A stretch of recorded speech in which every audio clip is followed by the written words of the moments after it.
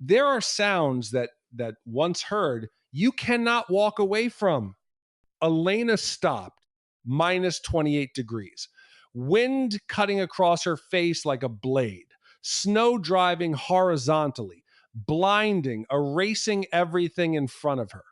2 kilometers still between her and camp, the storm shifting direction and every survival instinct screaming in her ear, keep moving. But something tiny, faint, barely existing at all had just cut through the sound of the storm. Not a branch snapping, not snow collapsing from a pine bough, but a cry. She turned her head. And that was the moment, a decision that took less than 1 second that changed 2 lives. Elena Vasova, 34, was a field biologist with the Central Asian Wildlife Monitoring Project. For the past 8 days, she had been crossing the frozen valleys of the Altai region, northern Mongolia, tracking wolf movement corridors. She was experienced. She was prepared. But the Altai in February forgives no one. At minus 28 degrees Celsius, the wind does not blow its screams. Snow moves horizontally in dense, blinding sheets, swallowing boulders whole, erasing the horizon. The birch forests lining the valley ridges stand rigid and white, their branches cracking under the weight of ice like dry bones. When the storm turned, Elena was moving faster than she should have been, head down, pack heavy. She was 50 meters from the frozen creek bed when the cry came again. She stood perfectly still. The sound was high-pitched, irregular, almost entirely consumed by the storm, but it was real. She was certain of that. She stepped off the trail, sank knee-deep into powder, and moved toward the creek. The low embankments on either side sheltered her just enough for the sound to sharpen. She stopped, crouched down, and looked into the darkness beneath an overhang of packed snow, where a tangle of exposed willow roots had formed a crude hollow in the frozen earth. Inside that hollow, half buried in drifted snow and matted dead grass, was a kitten, no more than 8 or 9 weeks old, gray and white, with faint tabby markings nearly invisible beneath a coat stiff with ice. It was lying on its side, legs moving weakly, mouth opening and closing. One eye was sealed shut with frost. The other was barely open, clouded, unfocused, tracking nothing. Elena did not move for several seconds. She scanned both banks, checked the opposite side, searched the tree line 40 meters away. Nothing moving. No tracks left after the storm. No mother waiting anywhere nearby. Just this small creature, alone, in a cold that was killing it by the minute. How did you get here? She said quietly, to no one. She reached into the hollow. The kitten did not flinch. It no longer had the strength to flinch. Elena used her teeth to unzip her outer jacket, pulled off her inner fleece one-handed, and placed the kitten against her chest with steady, practiced hands before sealing everything back up. The animal was ice cold against her sternum, almost weightless, under 300 grams, possibly less. She moved. In normal conditions, the camp was 40 minutes away. In this storm, visibility down to 8 meters and the wind cutting hard from the northwest, it took her 1 hour and 22 minutes. She did not stop once. Inside her jacket, pressed against her chest, the kitten trembled occasionally, not from fear, but from cold. But it was still breathing. She could feel that through the fabric. Still breathing. She kept walking. The camp consisted of 2 insulated research tents, a cook shelter, and a diesel generator. Elena's colleague, Dorji, a 9-year-old Mongolian ornithologist, looked up from his data notebook when the tent flap opened. Then he looked at what Elena was carefully unwrapping from her fleece. No, he said. It's alive, Elena said. Elena, it's alive, Dorji.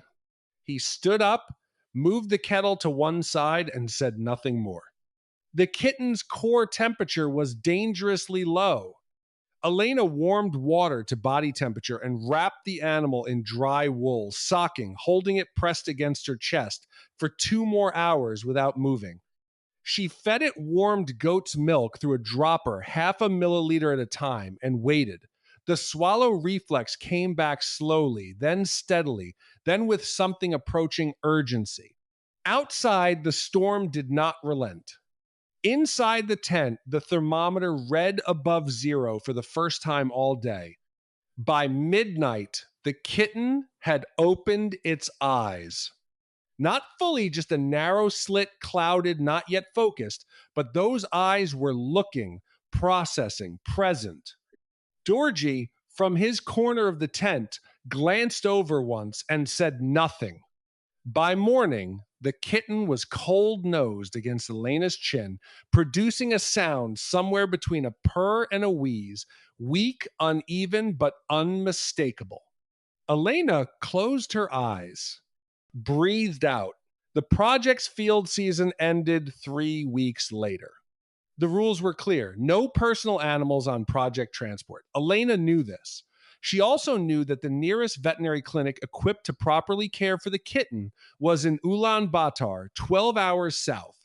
And that journey in winter conditions was not one a small animal newly pulled from death could survive without preparation. She made arrangements through the local herding family that had been supplying the project with water and firewood. An elderly woman named Tetseg, who kept a warm stone house at the edge of the valley and had raised barn cats for years, agreed to take the kitten through the remainder of winter. Elena paid 3 months of feed costs in advance, left her phone number and email address. Then she took one photograph the kitten placed on her open palm, looking directly into the lens with eyes that had only just learned to open before setting it down for the last time on a wool blanket in Tsetseg's house. She sat in the project vehicle for a full hour without speaking. Outside, the steppe was white and still. The storm had long since passed. The valley looked as though nothing had ever disturbed it, as though the small hollow beside the frozen creek bed had never existed, as though no cry had ever cut through the wind. Dorji looked straight ahead and said nothing. The vehicle pulled away. The seasons turned in that valley without ceremony. Tetseg's messages came occasionally a spring photograph of a half-grown cat sitting in a patch of sunlight on the stone wall outside the house, eyes closed in the warmth. Another in autumn, coat thicker and sleeker now, watching the horse paddock from the rooftop with the expression of a creature that had entirely claimed its territory. The gray-white tabby markings had sharpened into something striking. A silver-gray back, white chest, a full long tail with dark rings, larger than Elena had imagined from those photographs. Heavier boned, completely itself. Tsetseg called it simply Tsagaan White. Elena returned to the Altai region twice in the years that followed, once to a research site 2 valleys over, once for a conference in the provincial capital. Both times she passed close by. Both times she did not detour to Tsetseg's house. The schedule didn't allow it. That was what she told herself. The cat, meanwhile, had become a fixed part of life at Tsetseg's small homestead. It hunted the fields bordering the property with focused, unhurried efficiency, not from hunger, but because that instinct had been sharpened across every winter. It lived by its own rhythms. Not unfriendly with the old woman, but not a lap animal either. It moved through the household the way a wild thing moves through borrowed shelter, acknowledging the arrangement without surrendering to it. 5 years passed that way. The project brought Elena back to the Altai region in the 5th autumn, a long-term corridor study, 18 months of fieldwork beginning before winter set in. She drove the project truck along the valley road from the provincial town, a young research assistant named Sarnai in the passenger seat, equipment covered in tarpaulin against the light snow beginning to fall. She had no plan to stop at Tsetseg's house. But when the familiar road appeared, the small turnoff leading toward the valley edge, the wooden fence she remembered seeing for the first time in headlights one winter night, 5 years ago, her hands turned the wheel before her mind had finished deciding. Sarnai didn't ask. The stone house sat exactly as she remembered it, low-roofed, solid, a thin column of white smoke rising from the chimney. The yard was tidy. A dog Elena didn't recognize barked twice from the far fence and went quiet. Tetseg came to the door before Elena reached it. The old woman looked smaller than Elena remembered, or perhaps Elena simply hadn't been paying close attention the first time, too preoccupied with other things. Setsig looked at her for a moment, then broke into a wide, gap-toothed smile and said something in Mongolian that Elena mostly understood. You came back. They drank tea inside. Sarnai translated the parts Elena missed. Tetseg asked about the research, about Elena's life, about whether she had been eating properly. The wood stove ticked and settled. A barn cat ginger, large, indifferent, was asleep in the corner. Elena did not ask about the gray-white cat. She wasn't sure why. They were pulling on their coats to leave when Tsetseg said something quietly to Sarnai, who glanced at Elena. She says to wait a moment, Sarnai said. Tsetseg stood, walked to the door, and opened it. The cat came in from the cold as though it had stepped outside 10 minutes ago. It paused inside the doorway. Its gaze moved across the room with the calm, complete attention of an animal that has never needed to be nervous. Silver gray coat, white chest, a long tail with deep dark rings. Larger than Elena had imagined from all those photographs. Solid bone, the posture of an animal that had lived through many winters and knew it. Its gaze reached Elena. Stopped. Elena did not move. The cat stood perfectly still for several seconds, its ears upright on entry, tilted slightly forward. Its nose worked once, twice, 3 times, processing something in the air that no human could detect. Then it crossed the room, not quickly, not with the bounding, chaotic energy of a domestic cat greeting someone it loves, slowly and deliberately, the way it might approach something unfamiliar in the field, with absolute attention, all distractions suspended. It stopped at Elena's boots, sniffed once, then again, then raised its head and looked directly up at her face from a distance of perhaps 30 centimeters with steady, unblinking golden eyes. Elena crouched down. The cat did not retreat. It held its position, continuing to study her face, not with the ordinary curiosity of a cat encountering a stranger, but with something entirely different, deeper, more patient, as though it were verifying something it had already known. Then it stepped forward and pressed the side of its face against Elena's knuckles. Once. Held the contact for 3 full seconds, then stepped back, sat down, and began to clean its paw, as unhurried as if nothing had just happened at all. Elena did not stand up. She remained crouched on the stone floor, watching the animal grooming itself in front of her 5-year-old silver gray, completely itself, and said nothing. Her jaw was tight. Sarnai, behind her, did not move. Tetseg said something softly. Sarnai translated, her voice low. She says the cat has never done that with anyone who came to the house, not once in 5 years. Elena looked at the cat. The cat, mid-wash, paused and looked back at her with the flat, ancient patience of its kind. I know, Elena said quietly. Elena stayed 2 hours longer than she had intended.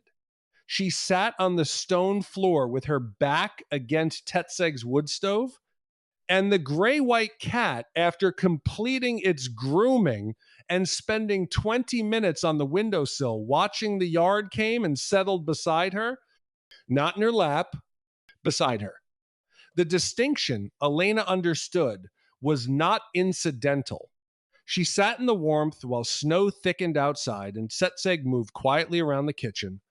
And Elena thought about that creek bed 5 years ago, the hollow in the frozen embankment, the ice crust on the fur, the eye that hadn't yet opened, the small, weightless cold of it pressed against her chest in the middle of a storm. She thought about all the storms in between that she hadn't been present for.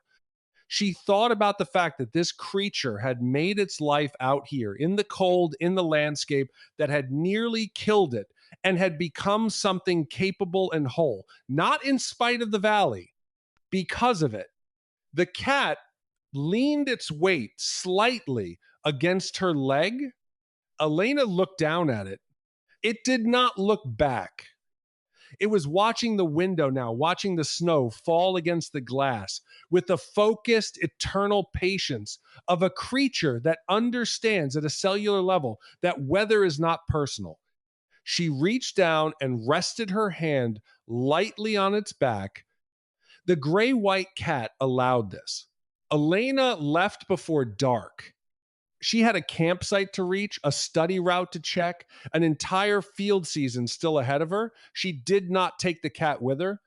The cat, for its part, did not follow her to the gate, but it sat on the windowsill and watched the truck pull out of the yard a gray-white shape behind the glass, still and attentive until the vehicle turned onto the valley road and the house passed out of sight. The snow was falling steadily now, softening the ridgelines, quieting everything. The Altai does not hold sentiment. It does not record what passes through it.